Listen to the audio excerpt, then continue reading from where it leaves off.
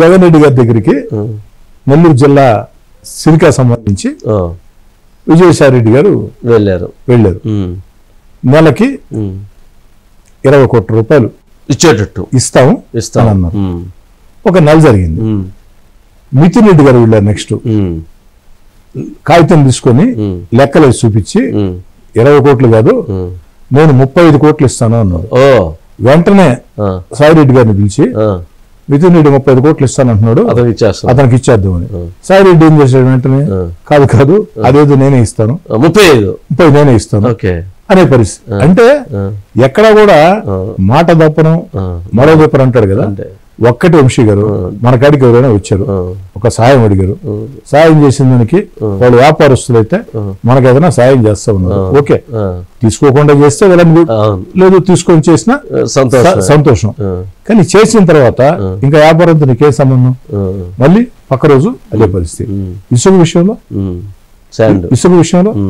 ఎంత దుర్మార్గాలు జరిగి ముగ్గురు మారినట్టు. ఎంత విచిత్రం అంటే ఒకసారి మైనింగ్ కూడా నేను ఫోన్ చేశాను, ఏదో పని మీద ఫోన్ చేస్తే సరే ఇప్పుడు సిలికా అన్నారు, అప్పుడు సిలికా 35 కోట్లు, ఇప్పుడు కూడా సిలికా జరుగుతున్నట్లుంది కదా. అంటే ఈ రోజు ప్రభుత్వాలు కాదు కదా, ప్రైవేట్ వ్యక్తులు అంటే మైన్ ఓనర్లు.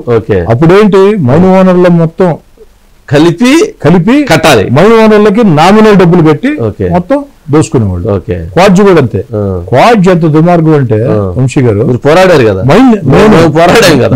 నేను సర్వేపల్లి ఎమ్మెల్యే సౌరి చంద్రమోహన్ రెడ్డి గారు, రవిచంద్ర గారు అందరూ పోరాడారు. ఎంత బాధాకరం అంటే వంశీ గారు, ఆ టైంలో మీ ఛానల్స్ కూడా విపరీతంగా వార్తలు వచ్చాయి, ఏబిఎన్ కానీ మహా టీవీ కానీ అన్నింటిలో వార్తలు వచ్చాయి.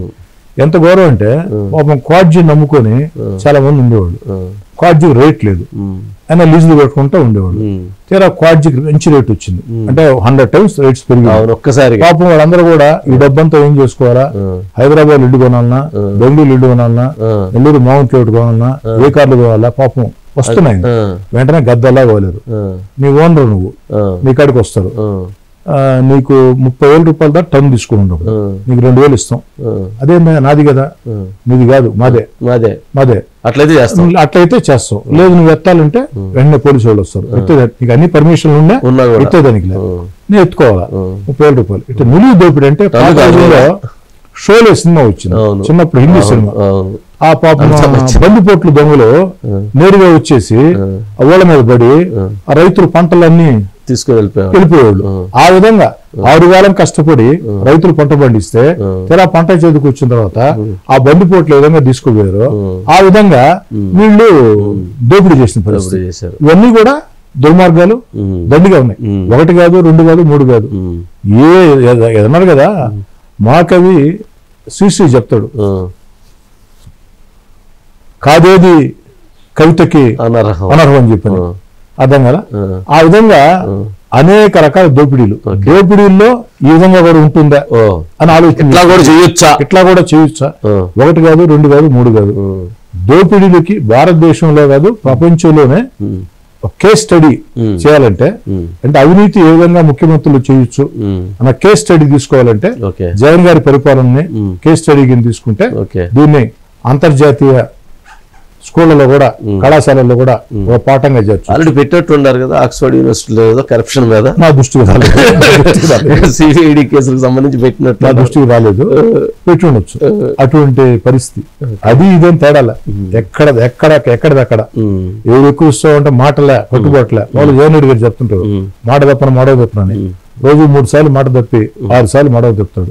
అనేక సంఘటనలు ఉన్నాయి. ఓకే, నేను వస్తున్నాను ఇంకో 3 సంవత్సరాలు నేను వచ్చేస్తానంటున్నారు. ఏంటి జగన్మోహన్ రెడ్డి గారు వచ్చేటువంటి పరిస్థితి ఏమన్నా కనిపిస్తుందా? 2014 ఏం చెప్పేవాడు అంటే 2016లో వచ్చేస్తాను నేను.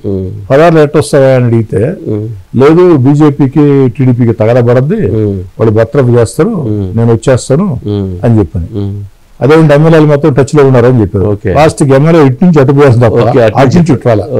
సాధారణంగా నేను చాలా మంది చెప్తుంటాను వంశీ గారు, అధికారం లేని ఎమ్మెల్యేలు అధికారం కోసం అధికార పార్టీలో పోతుంటారు. నా విషయం జరిగింది అది కాదు. 2014-19లో నేను అధికారం లేని ఎమ్మెల్యేని, కష్టాల్లో నష్టాల్లో ఇబ్బందులు జగన్ గారితో ఉన్నారు. అధికారంలో జగన్ గారు వచ్చిన తర్వాత అధికారాన్ని వదులుకుని 16 గంటల అధికారాన్ని వదులుకోవడానికి కూడా సిద్ధంగా ఉన్న రోజుల్లో 16 నెలల అధికారాన్ని వదులుకుని అప్పటికే జగన్ గారిని ధిక్కరిస్తే రఘురామకృష్ణరాజు గారిని ఏం చేశారు అందరూ చూశారు. కాబట్టి రఘురామకృష్ణరాజు గారు అన్ని రకాల పెద్ద స్థాయి కాబట్టి నిలబడ్డాడు. అది అంత స్థాయి కాదు. అయినా వీధుల్లోకి వచ్చి నేను పోరాటం చేసి ఇబ్బందులు వస్తాయని తెలుసు. నేను అధికారాన్ని వదులుకుని ప్రతిపక్షంలోకి వచ్చా. నేను వచ్చిన రోజుకి వైఎస్ఆర్ కాంగ్రెస్ పార్టీ 11 సీట్లు వస్తాయని ఎవరు ఊహించలేదు. కానీ మీరు అన్నారు ఎలక్షన్స్ ముందు అన్నారు, మీరు అన్నారు అవతల ప్రజల్లో తిరుగుతున్న తిరుగుబాటు అర్థమైంది.